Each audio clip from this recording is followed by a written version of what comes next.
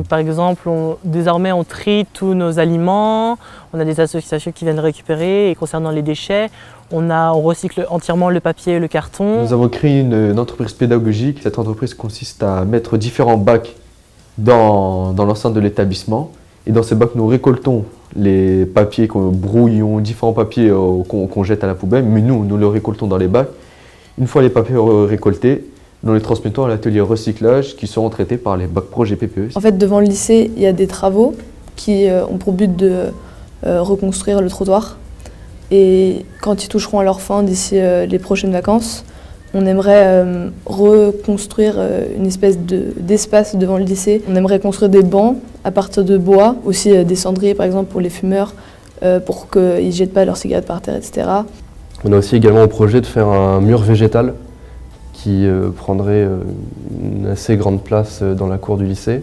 Ecosia, en fait, c'est un moteur de recherche qui a pour but de faire de l'argent qu'il gagne par les pubs, l'investir en plantant des arbres à la place. En tant que personne, il suffit juste de l'installer sur son ordinateur et ça vient à la place de Google et c'est tout aussi efficace. Au début, Ecosia, on l'avait mis sur nos ordinateurs et après on s'est dit pourquoi ne pas le mettre sur tous les ordinateurs. Pour mettre en place des actions concrètes dans les établissements, il peut être mis en place des partenariats. Par exemple, on a un partenariat avec Ecofolio, qui est un écolabel.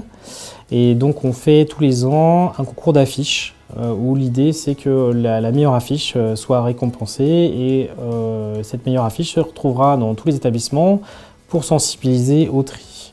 Il y a d'autres partenariats bien entendu qui sont possibles, en tout cas sur la région Île-de-France, par exemple sur la biodiversité, il y a un organisme qui s'appelle Nature Parif et qui fédère tout un tas d'associations locales qui peuvent bien entendu intervenir sur les établissements.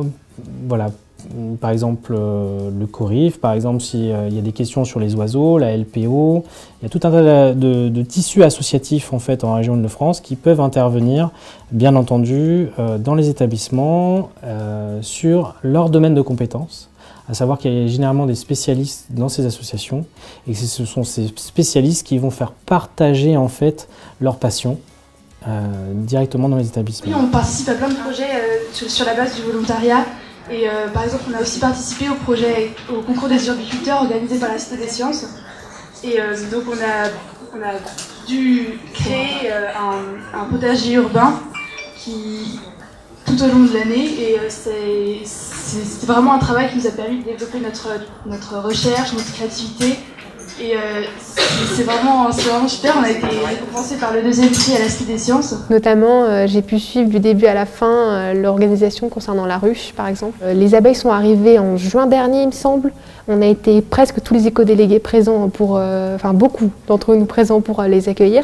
Et je pense que c'était une certaine fierté de la part d'entre nous quand on a fait la première récolte, parce que même si c'est pas nous qui travaillons, ce sont les abeilles, c'est pas nous qui travaillons, pardon, mais les abeilles, c'est impressionnant de voir que grâce à toute la biodiversité qui est autour de nous, notre très beau parc, puisqu'on a la chance d'avoir un lycée avec un très grand parc, ça produit des choses qui sont magnifiques. Donc voilà, moi ça m'a beaucoup touchée. Nous avons donc décidé en interdisciplinarité, donc avec des collègues d'histoire et de français, de faire un projet autour du jardin. Nous avons commencé par le jardin médiéval, donc l'histoire des jardins, à partir de thématiques scientifiques, donc autour des plantes, autour des colorants, donc des plantes tinctoriales, des plantes médicinales. Voilà, 2 heures par semaine, on est parti sur divers projets. Donc le projet du potager.